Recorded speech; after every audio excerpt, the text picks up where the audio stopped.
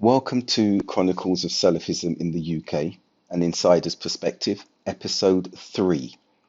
And in this particular episode, I shall be reviewing the year 1992 and my religious instruction and development throughout that year, alongside any international or local event that may have influenced or shaped our development at that particular time. Now, before I continue, I just want to make a small correction regarding the reference to the seventh chapter of the Quran, Surah Al-Araf, in which I referred to verse 66, when in actuality it was verse 56 when I was pointing to that Abdul Malik Trinidadi stating his understanding or leaving it open-ended about the world being in order. Anyway, continuing with that, on the 4th of December 1991 was the final lesson that I actually studied in that year. And those were personal notes regarding the descriptive names of the Quran, alongside memorizing one or two more supplications.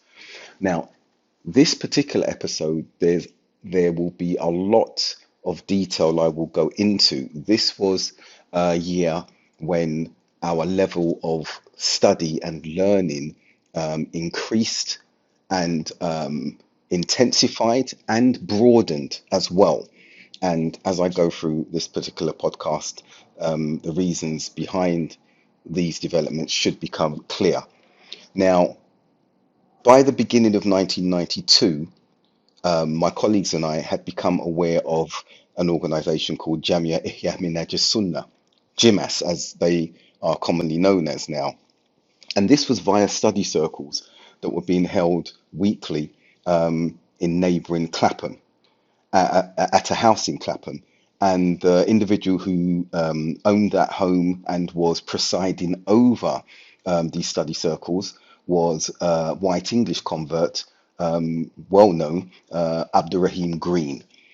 Now, I remember colleagues coming to me at the mosque and saying that they had started attending these study circles, and they were very, very excited. They were for brothers and sisters. They were talking more emphatically about Salafism, and I remember asking them, "Do we need to call ourselves that name?" Many talk about the term Salafism and the necessity or otherwise of using that name, and I'm not going to address that at this particular time. I just want to continue with how it was broached as we were learning as Salafis. So it became clear that there was an organization there that was unashamed, actually proud to identify openly as Salafis. And during our previous 2 years of learning, we were aware of Salafia, but not in this bold and open way that was being advocated. And I questioned my colleagues about that because I wasn't sure, is this now a new group? Is this a new label that needs to be added whilst we are adhering and subscribing to it? Is it necessity? Is it a necessity to wear it on our lapels, as it were, as a badge of honor? Now, as I said, there were various discussions taking place around that. And I remember consulting with our teacher and mentor, Sirat Abdul Malik, privately. He and I became even closer as time proceeded, as did other colleagues as well. But I remember him looking concerned when he heard and saw the exuberance of the brothers that I'd come to Islam with, and the enthusiasm to promote using the term Salafi in the mosque and around it and everything. And when I asked him about his concern, he said he'd seen this in its infancy in America when he was in the Sudan, and he saw individuals attaching themselves to the name and label of Salafia, of Salafism, and not subscribing to or adhering to the essence and practices that Salafism denoted, that it brought. So obviously at that time, I didn't really understand what he was alluding to, because obviously I didn't have the experience that he had had on his journeys as he had developed as a Muslim, and he was far more established than us, obviously with hindsight. looking at what he's said at that time and looking at, and I dare say and use this term, the bastardization of the use of the term Salafism and its terminology, I can understand fully why he was concerned at that particular time.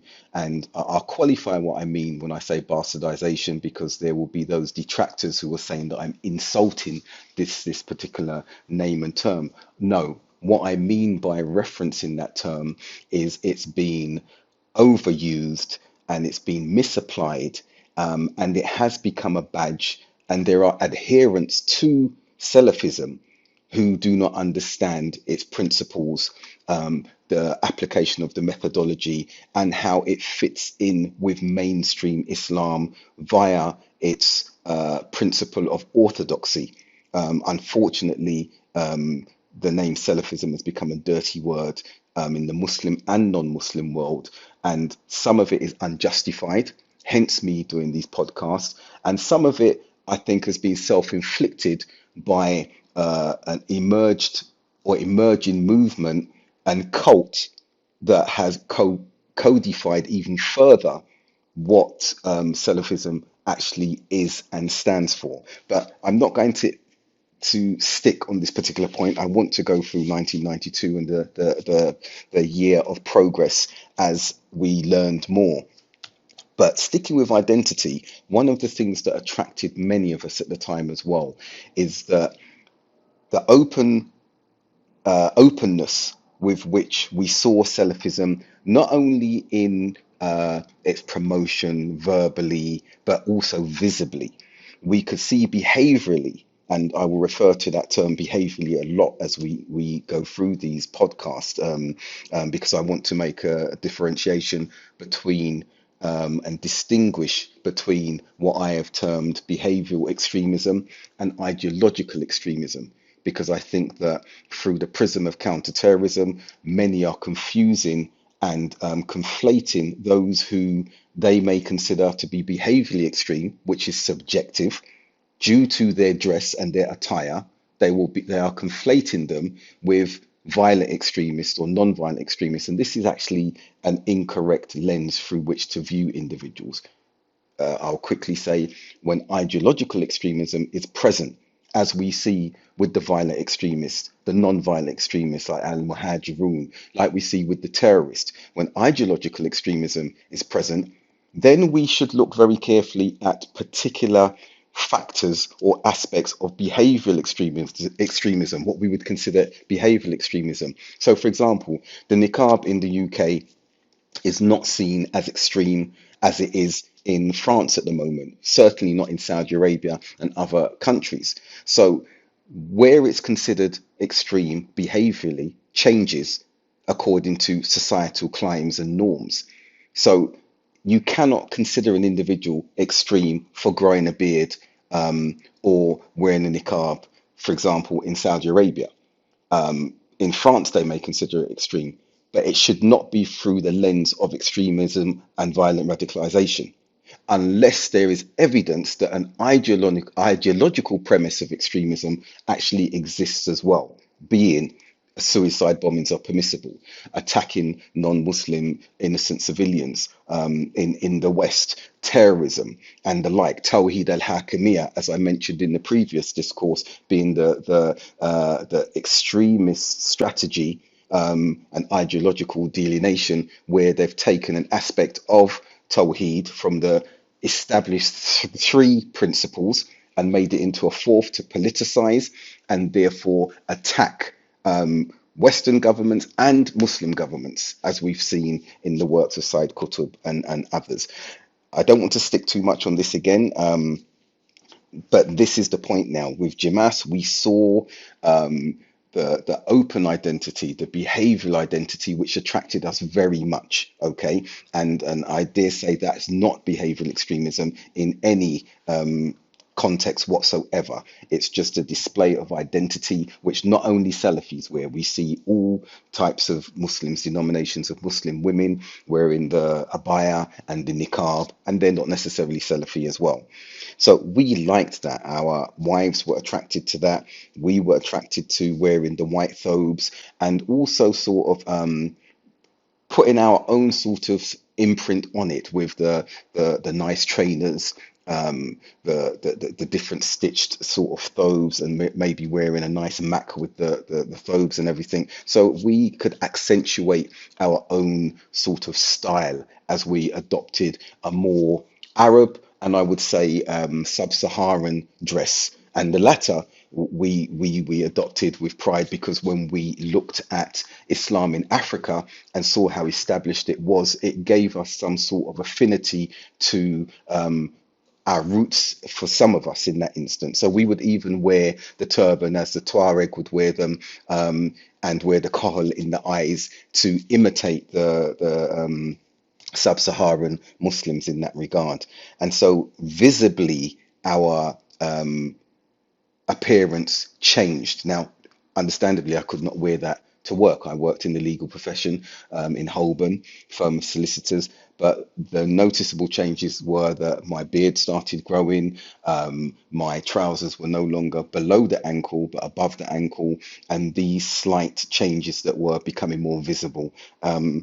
So this was something that was exciting for us, and learning about the fundamentals of the religion in even more detail, learning more about the scholars in more detail, it was something very exciting at these study circles, where Abdurrahim would host speakers. Abu Muntazir would come, Abu Alia, another leader of Jimas, would attend, and individuals like this.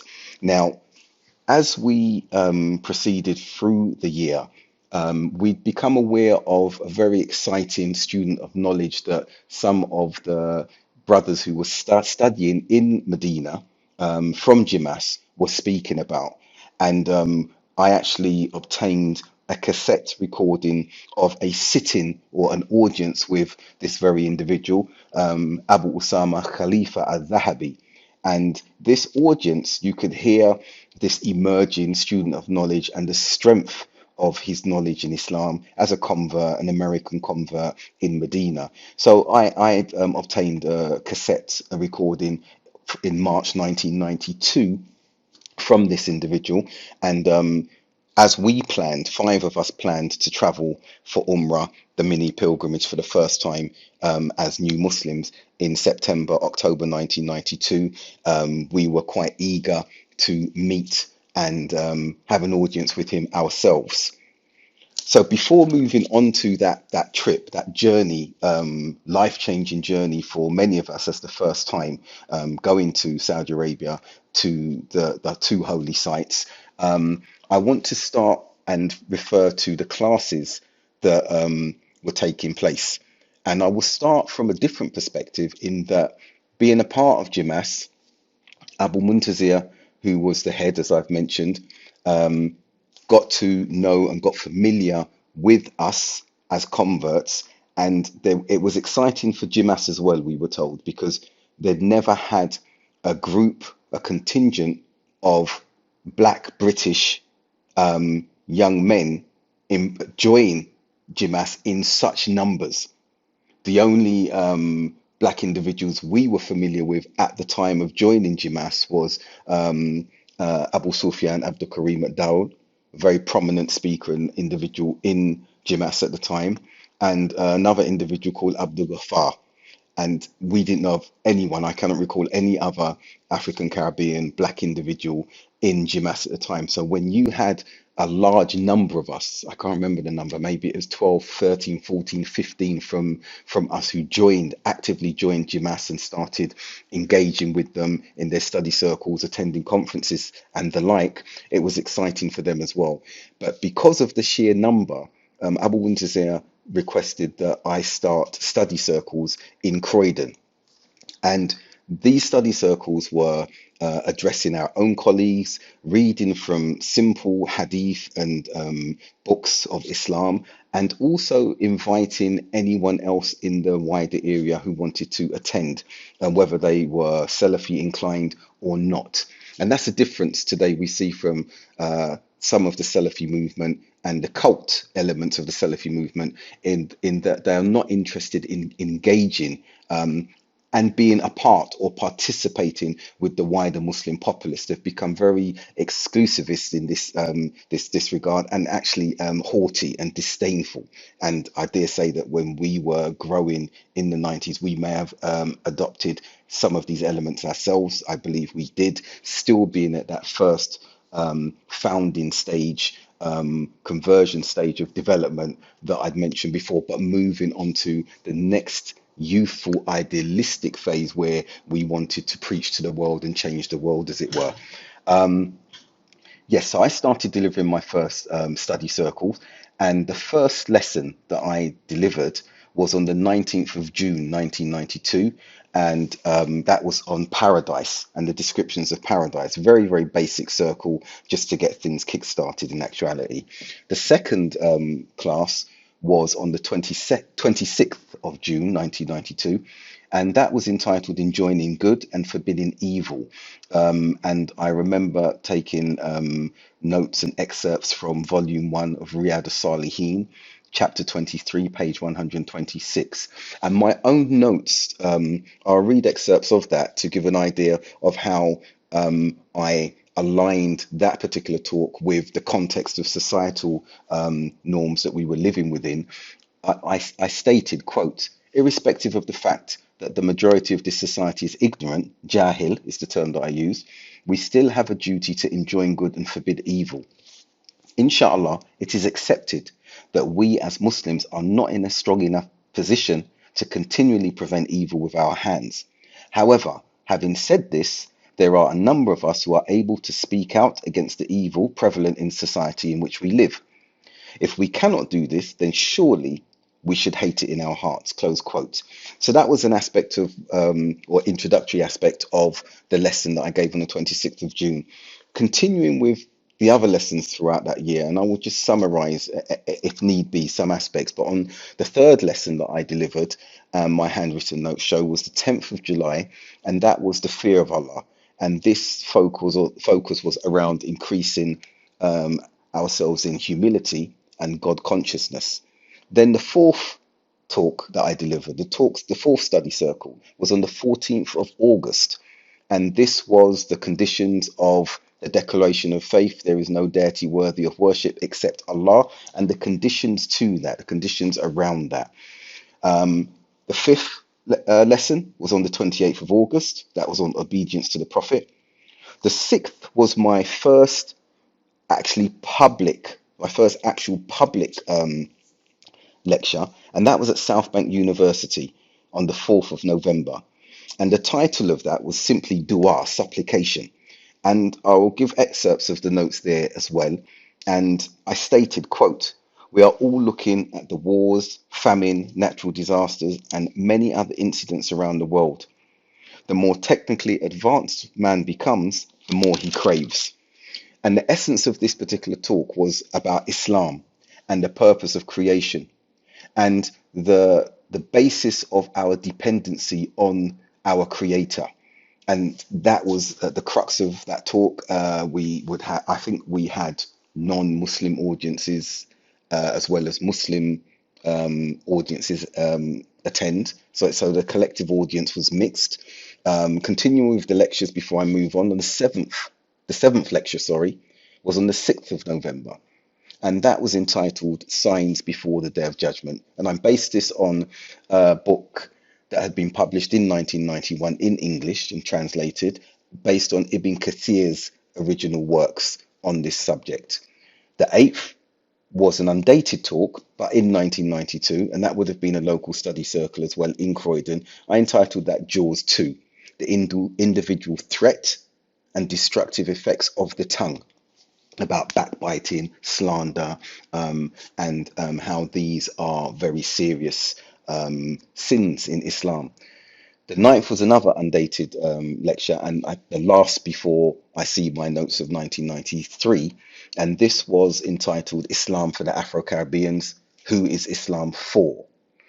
Now, The popularity of these study circles was such that we had younger individuals attending and their parents dropping them off. I mean, teenagers, some of whom I'm still in touch with today. They're young men, doctors, professionals. Some of them even are quite prominent in the political arena now. I won't mention their names, they are well known.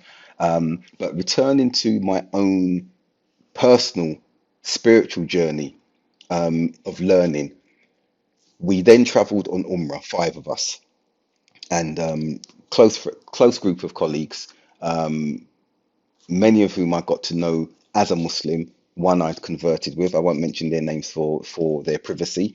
And we travelled around, I think it was late September, October, after saving from that year. And we first went to Jeddah and we met our initial and original teacher, Suleiman Abdus Sabor, because he had relocated to Jeddah. And we performed Umrah, and the experience was indescribable, as many would say on their first actual Umrah. And I don't want to spend too much time on this due to time. We travelled to Medina after performing our Umrah, and there we met Abu Usama, who we struck up a very, very good relationship and bond with. So much so that my request to him to send me lessons that I could benefit from resulted in him sending me three cassettes, which I still have, entitled Lessons from the Life of Musa.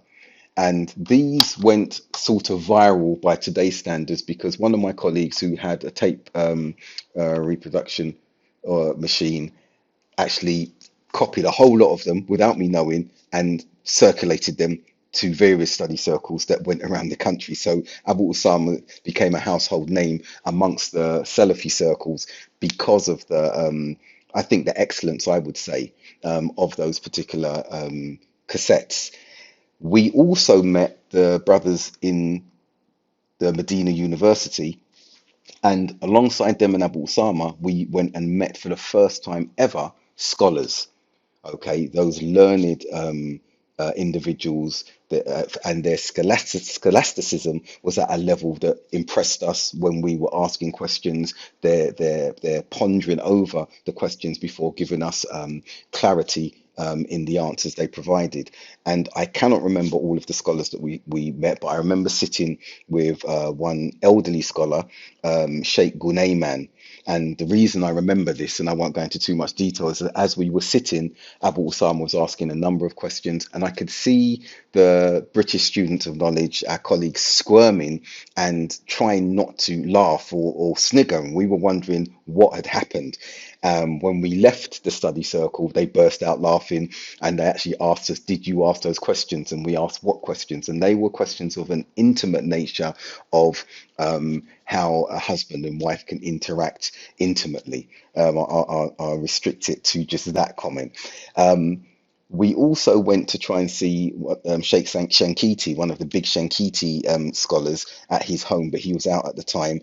And I recall seeing Sheikh Umar Falata as we finished praying in the Prophet's Mosque one particular evening. So our experience was exhilarating, meeting scholars, sitting and learning from scholars, meeting and seeing the environment within which the students of knowledge were learning in Medina University. And it wasn't a very pleasant environment. It's very, very harsh in the amount of them sharing rooms, the amenities, the facilities, and such. But they were so focused upon learning, and that was the most important thing. And being in Medina itself was what surpassed any discomfort and inconvenience they suffered. Moving on, my own learning, I said my spiritual journey. I'm also going to talk about religious instruction. By the 30th of October 1992, we had started classes with Abu Muntazir. He started visiting Croydon, and there were a few of us who were keen to learn more about the Sunnah. And he started teaching us Hadith methodology on the 30th of October 1992. We had those lessons above a shop. There was an office that we were allowed to use, and we would meet him there in the evenings. And he went through notes based on Dawood Burbank, another English convert who has since passed away a few years ago, he and his wife, in a dreadful accident while they were on their way to perform Hajj. Details of that can be obtained via media news reports. But Dawood was a leading light from the point of his knowledge and his character. So his notes on Hadith methodology, Abu Muntazir taught us from, and also referencing an author called M. Azami's Studies in Hadith Literature. I managed to do my own research, and one day during my lunch break, I worked in the legal profession in Holborn. What I did is through walking through the city, I found a bookshop, and I actually found a book on Hadith literature. I still have this book. It was printed originally in 1961 and arguably the first book on Hadith literature in English. So the book is called Hadith Literature, Its Origin, Development, Special Features and Criticism by Dr. Muhammad Zubair Siddiqui. And it was distributed by the Islamic Text Society in Cambridge. And I want to read the inner sleeve to give an idea about how this book was translated for the populace of Muslims, not Salafis or exclusively anyone like this. And it starts with this. This is the only book which represents in a European language the importance and history of the origin and compilation of the traditions of Islam, according to Orthodox Muslim doctors. It is based on the original Arabic works, the great devotion of the large number of its students to it since the 8th century, the selfless life of the important compilers of traditions, in spite of the often strained relations between them and the caliphs and their officials, may serve as an ideal to the modern student and teacher. The history of the origin and development of the system of Isnad, of its application to Hadith and to Arabic books, and its use by the Jews and the Indians is of great historical value. The part played by women in the study of Hadith, their attendance at large mixed classes in public educational institutions, and their work as teachers for many centuries throw a new light on the history of Islamic education. The principles of the criticism of Hadith are of particular interest and value. This book is a unique and valuable contribution to the study of traditions of Islam in the English language. So this was a book that I found and really enjoyed purchasing and reading it and sharing it with my colleagues. Now, the first lesson that we had with Abu Muntazir, we looked at, for example, the 20 places in the Quran that referred or alluded to Hadith. We looked at some of the many Hadith collectors and writers. We looked at 14 at least. We looked at Ilm Mustalah Hadith, the science of Hadith, and what this actually meant. We looked at the linguistic and technical meaning of al-khabar, news, and the athar, etc. Our other lessons continued, and I'm going to list them to show you the detail that we actually went into on learning the sciences of Hadith. The 6th of November was the second lesson. The 13th of November, I've got 8 pages that I wrote regarding lesson 3. On the 27th of November, lesson 4 that is, I wrote 9 pages. On the 4th of December, we had lesson 5, and in that we were looking at examples of al-khabar al-maqbool. Okay, I won't translate the terms, but we were looking at sahi li dhatihi and sahi li ghayrihi, hasan li dhatihi and hasan li ghayrihi. So we were learning this. This was a next level of learning, which I think was indicative of our moving and progressing to the next youthful, idealistic stage of learning. Now, I want to conclude looking at the time that we're at now, and I think it's an apt point to make that in learning the science of Hadith as we were doing, we did not start using the terminology against peers, fellow Muslims, scholars to denigrate and discard their scholasticism. We didn't start doing that. That later emerged with the cult that started divisions and destruction amongst the Salafis, particularly through misapplication and misuse of the science of Hadith. And one particular area that we were learning, Jah wa Ta'dil. At that time in 1992 and through 1993, when we were having these lessons, this was not something that we did and even thought about doing. We were learning the science of hadith to have a better appreciation for hadith studies when we were reading these narrations.